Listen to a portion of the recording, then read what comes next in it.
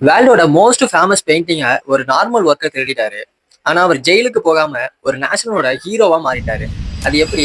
அதுக்கு முன்னாடி இந்த மாதிரி இன்ட்ரெஸ்டிங் ஸ்டோரிஸ் பார்க்க என்ன ஃபாலோ பண்ணிக்கோங்க. 1911 பாரிஸ்ல இருக்க லவ்ரே மியூசியம்ல இருந்து மொனாலிசா பெயிண்டிங் சடனா டிசப்பியர் ஆகுது. போலீஸ் ஷாக் ஆயிட்டாங்க. ஏன்னா வேர்ல்டு ஃபுல்லா இதை பத்தி தான் பேசிட்டு இருக்காங்க. 2 இயர்ஸ்க்கு அப்புறம் தான் தெரியுது அந்த பெயிண்டிங்கை திருடினது வேற யாரும் இல்ல, அந்த மியூசியம்ல வேலை பார்க்குற ஒரு ஒர்க்கர் தான். அவர் பேரு வின்சென்சோ பெரகியா. அந்த பெயிண்டிங்கை திருடினதுக்கு என்ன ரீசன் தெரியுமா? மோனாலிசா ஒரு இட்டாலியன் ஆர்ட் ஒர்க்கா. ஸோ அதை திரும்பி இட்டாலிக்கே எடுத்துட்டு போகணும்னு நினைச்சிருக்காரு.